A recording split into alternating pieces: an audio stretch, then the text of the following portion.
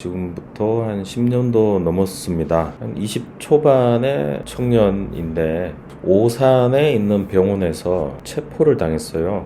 경찰들이 며칠 잠복하다가 병원에 있는 청년을 체포한 겁니다. 혐의가 뭐냐면 그 영등포 지역에 있는 영업을 마치고 철문으로 닫혀 있는 식당을 빠루라고 하죠. 철지례 때 이걸로 철문을 뚫고 새벽에 들어가서 내부를 뒤지고 그 중에 현금 출납기에 있던 돈, 큰 돈은 아니에요. 10만 원에서 20만 원 사이였던 것 같은데 그게 없어졌답니다.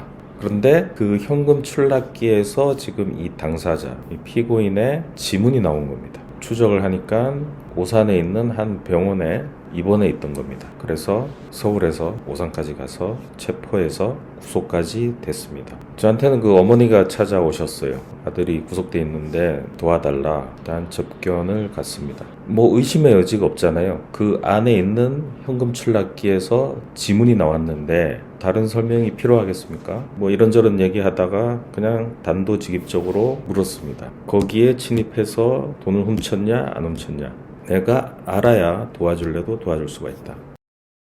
거기가 어딘지도 모르고 지금도 모르고 가본 적도 없다. 참 묘하잖아요. 지문이 나왔는데 어딘지도 모른다. 둘 중에 하나겠죠. 거짓말을 하거나 다른 진실이 있거나 또 다른 정황을 보면 그 병원에 다리를 다쳐서 입원을 했거든요. 그러니까 거동이 그렇게 편하지가 않아요. 그리고 그 범행 날짜라고 돼 있는 날 이 사람은 병원에 입원한 기간입니다. 그리고 범행 시간이라고 특정되어 있는 게 새벽 한 2시 정도. 이제 경찰의 주장은 뭐냐면 밤에 새벽에 그냥 병원을 나와서 서울에 가서 범행하고 돌아왔다.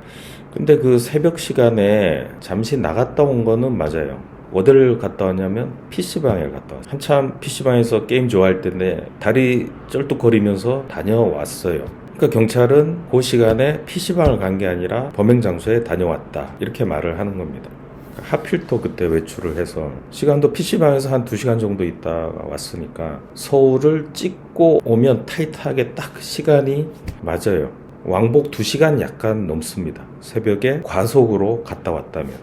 그 접속 기록도 있습니다. 그 PC방 아이디가 있잖아요. 그 아이디로 접속한 기록은 있어요. 근데 경찰은 내 아이디를 다른 사람한테 줘서 그 사람이 접속해서 게임을 할 수도 있다. 이렇게 주장하는 겁니다. 기록을 보니까 단독 범행일 수 없을 것 같아요. 철문을 도구를 통해서 손괴하고 들어갔거든요. 그리고 그 안에 있는 물건들을 샅샅이 뒤졌습니다. 뭐가 없나 하고. 다 어지럽게 돼 있어요. 그런데 그 중에 이제 현금 출납기에 이제 현금이 얼마 있었던 거죠. 그러니까 그것만 들고 간 겁니다. 제가 생각했을 때는 그 새벽에 그 동네에 여러 명의 좀 나이 좀 어린 애들이 그 근처를 돌다가 요 장소를 표적으로 삼고 뒤지지 않았나 이런 생각이 들었습니다. 다리 다친 사람이 혼자 도구를 갖고 뚫고 들어가서 했을 것 같지 않은 현장이었어요. 그리고 이상한 거는 그 안에 물건들을 다 헤집어 놨는데 지문이 딱 현금 출납기에서만 나왔어요. 또 이상하지 않아요? 뭐 냉장고도 열어보고 거기에 뭐 캐비넷 같은 것도 다 열고 이랬는데 지문이 현금 출납기에서 나왔고 지문이 나온 위치가 특이합니다. 지문이 어디서 나왔냐면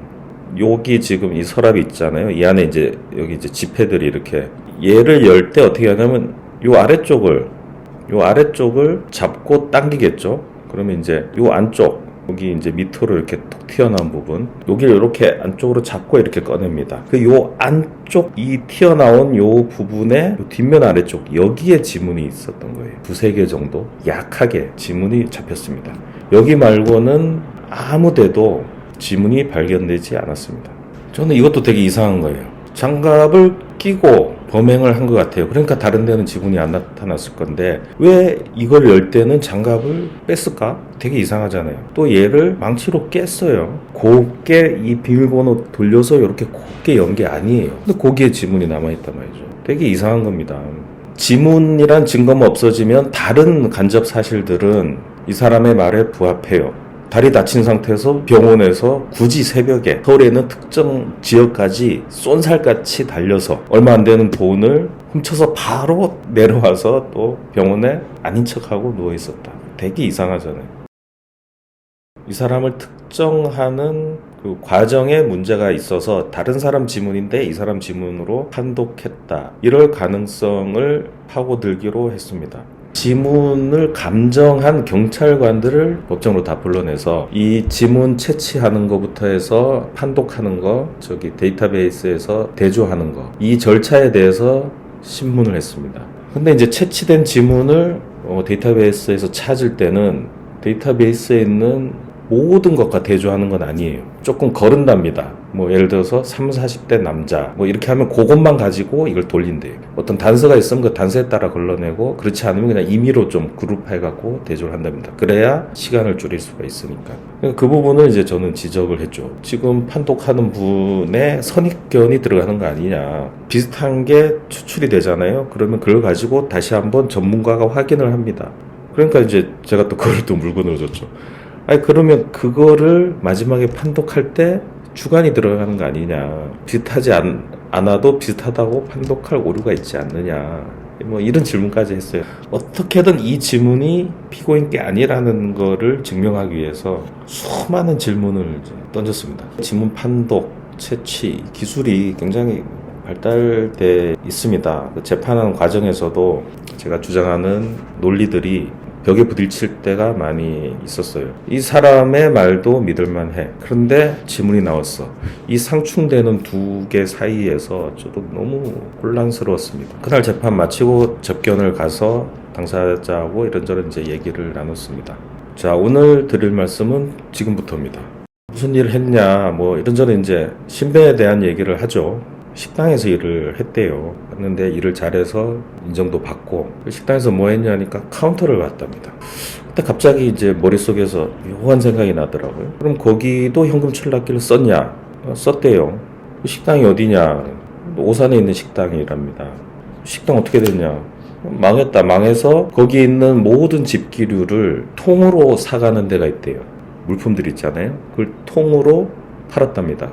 그러면은 이제 새로 개업하는 어떤 식당에서는 이걸 또 통으로 사가겠죠. 파는 것까지 자기가 일을 처리하고 나왔대요. 그러니까 머릿속에 갑자기 이제 띠용. 그러면 그 사간 쪽에서 이 현금 출납기까지 사갔을 수 있잖아요. 사건 현장에 이 식당을 운영하는 사람은 인수받은 거예요. 그러니까 자기가 차린 건 아니고. 그러면 그 앞에 어디선가는 개업을 했겠죠. 개업할 때 중고를 샀을 수도 있죠.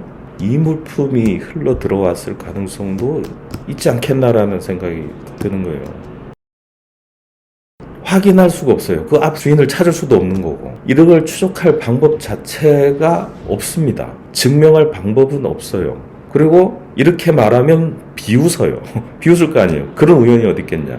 그 현금 출납기 밖에는 왜 지문이 없느냐. 이거를 중고 물품으로 내놓을 때 청소를 할 거 아니에요. 닦을 거 아니에요. 다 닦는데 이 안쪽 구석이까지는 안타깝겠죠. 우습게 보일지 몰라도 이런 가능성도 있지 않느냐. 법원 입장에서는 그 지문을 배제할 수가 없을 겁니다. 유죄 판결이 났고 반성하지 않는다고 괘씸죄까지 붙었죠.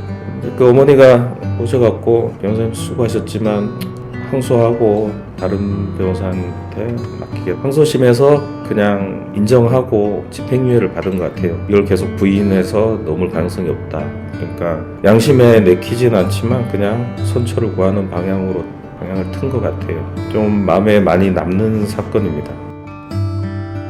제가 굉장히 존경하는 변호사 한 분이 계신데 오래 판사 생활을 하시다가 변호사가 되셨는데 이분이 썼던 글이 굉장히 인상 깊었던 적이 있습니다. 그게 뭐냐면 우연이라는 이름이 그냥 없는 것으로 배척돼서는 안 된다. 우연이라는 것은 확률이 낮다는 거지 세상에 존재할 수 없다는 게 아니다.